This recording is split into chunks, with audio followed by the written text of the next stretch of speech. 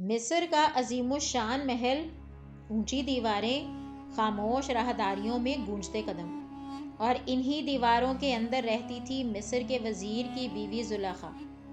وہ روز حضرت یوسف علیہ السلام کو دیکھتی، ان کا چہرہ نور سے بھرا ہوا تھا، ان کی نگاہوں میں حیا تھی، ان کے انداز میں وقار تھا۔ وہ کبھی اونچی آواز میں بات نہیں کرتے تھے، کبھی کسی کی طرف بری نظر سے نہیں دیکھتے تھے۔ ہر لمحہ ایسا لگتا تھا جیسے ان کا دل اپنے رب سے جڑا ہوا ہو۔ آہستہ آہستہ زلیخا کا دل ان کی طرف مائل ہونے لگا۔ پہلے یہ ایک خاموش احساس تھا، پھر ایک چاہت بن گیا، پھر ایک ایسا جذبہ جو قابو سے باہر ہونے لگا۔ اور پھر ایک دن زلیخا نے تنہائی کا موقع دیکھا۔ اس نے محل کے دروازے ایک ایک کر کے بند کرنے شروع کر دیے۔ پہلا دروازہ بند ہوا، پھر دوسرا، پھر تیسرا، یہاں تک کہ 7 دروازے بند ہو گئے۔ اب محل کے اندر صرف 2 لوگ تھے، ایک مصر کی طاقتور ترین عورت اور ایک اللہ کا برگزیدہ نبی۔ زلیخا نے کہا، آؤ یوسف، آج یہاں کوئی نہیں ہے۔ یہ آزمائش کا لمحہ تھا۔ حضرت یوسف علیہ السلام فوراً بولے، میں اللہ کی پناہ چاہتا ہوں، تمہارے مجھے عزت سے رکھا ہے۔ بے شک ظالم لوگ کامیاب نہیں ہوتے۔ یہ ایک نبی کی آواز تھی، یہ پاک دامنی کی سب سے بلند مثال تھی، مگر زلیخا کا اصرار بڑھتا گیا۔ حضرت یوسف علیہ السلام فوراً دروازے کی طرف بڑھے، وہ وہاں سے نکل جانا چاہتے تھے۔ زلیخا بھی پیچھے دوڑی، اس نے پیچھے سے قمیض پکڑ لی اور قمیض پیچھے سے پھٹ گئی۔ اسی لمحے دروازہ کھلا اور سامنے عزیز مصر کھڑے تھے۔ زلیخا گھبرا گئی اور فوراً الزام حضرت یوسف علیہ السلام پر ڈال دیا، جو شخص تمہاری بیوی کے ساتھ برا ارادہ کرے اس کی کیا سزا ہونی چاہیے؟ حضرت یوسف علیہ السلام نے فوراً سچ بیان کیا، اس عورت نے مجھے اپنی طرف مائل کرنے کی کوشش کی تھی۔ اسی وقت ایک گواہ نے کہا، اگر قمیص آگے سے پھٹی ہے تو عورت سچی ہے، اور اگر پیچھے سے پھٹی ہے تو یوسف سچے ہیں۔ جب دیکھا گیا تو قمیص پیچھے سے پھٹی ہوئی تھی۔ سچ واضح ہو گیا، حضرت یوسف علیہ السلام بے گناہ ثابت ہو گئے، مگر یہ واقعہ محل کی دیواروں تک محدود نہ رہا۔ جلد ہی مصر کے شہر میں یہ خبر پھیل گئی۔ شہر کی عورتیں کہنے لگیں، عزیز مصر کی بیوی اپنے غلام کو اپنی طرف مائل کرنا چاہتی ہے۔ یہ باتیں زلیخا تک پہنچی تو اس نے فیصلہ کیا کہ وہ سب کو حقیقت دکھائے گی۔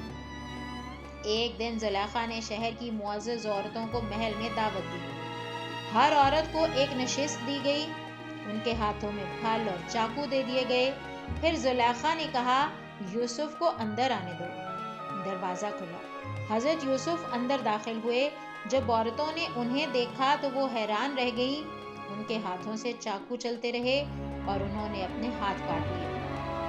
ان کے منہ سے بے اختیار نکلا، ماشاء اللہ، یہ انسان نہیں، یہ تو کوئی فرشتہ معلوم ہوتا ہے۔ یہ منظر دیکھ کر زلیخا نے کہا، یہی ہے وہ جس کے بارے میں تم مجھے ملامت کرتی تھی۔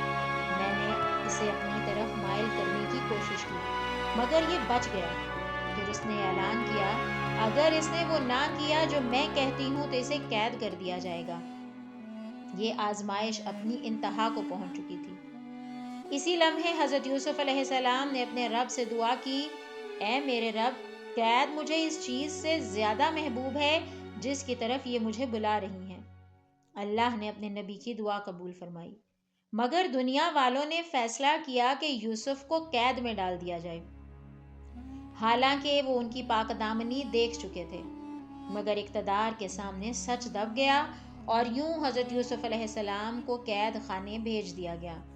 یہی وہ لمحہ تھا جہاں سے آزمائش کا ایک نیا باب شروع ہوا۔ کنویں کی تنہائی کے بعد اب قید کی خاموشی تھی، مگر اللہ کی تدبیر ابھی جاری تھی، کیونکہ یہی قید بعد میں مصر کی حکومت کا راستہ بننے والی تھی۔ قید خانے کی خاموشی، دیواروں کے اندر سال گزرتے رہے، مگر حضرت یوسف علیہ السلام کا صبر کم نہ ہوا۔ وہ لوگوں کو اللہ کی طرف بلاتے رہے۔ اسی دوران ایک دن مصر کے بادشاہ نے ایک عجیب خواب دیکھا۔ 7 موٹی گائیں جنہیں 7 دبلی گائیں کھا رہی تھیں، اور 7 سبز بالیاں اور 7 سوکھی بالیاں۔ بادشاہ پریشان ہو گیا، دریا کے عالم، نجومی، مشیر کوئی تعبیر نہ بتا سکا۔ تبھی اچانک بادشاہ کے ساقی کو برسوں پہلے کا خانہ یاد آیا۔ وہ فوراً حضرت یوسف کے پاس پہنچا اور خواب بیان کیا۔ حضرت یوسف نے فرمایا، 7 سال مسلسل کھیتی کرو گے، پھر 7 سال سخت قحط آئے گا، پھر اس کے بعد 1 سال ایسا آئے گا جس میں بارش ہوگی اور لوگ خوشحال ہوں گے۔ یہ تعبیر صرف خواب کی تعبیر نہیں تھی، یہ ایک مکمل معاشی منصوبہ تھا۔ بادشاہ حیران رہ گیا اور فوراً حکم دیا، اس شخص کو میرے پاس لے آؤ۔ مگر حضرت یوسف علیہ السلام نے فوراً باہر آنے سے انکار کر دیا۔ انہوں نے فرمایا، پہلے ان عورتوں سے پوچھا جائے جنہوں نے اپنے ہاتھ کاٹے تھے۔ یہ ایک نبی کی عزت کا مقام تھا۔ وہ چاہتے تھے کہ رہائی سے پہلے سچ ظاہر ہو جائے۔ بادشاہ نے فوراً ان عورتوں کو دربار میں بلایا اور پوچھا، کیا معاملہ تھا جب تم نے یوسف کو اپنی طرف مائل کرنے کی کوشش کی تھی؟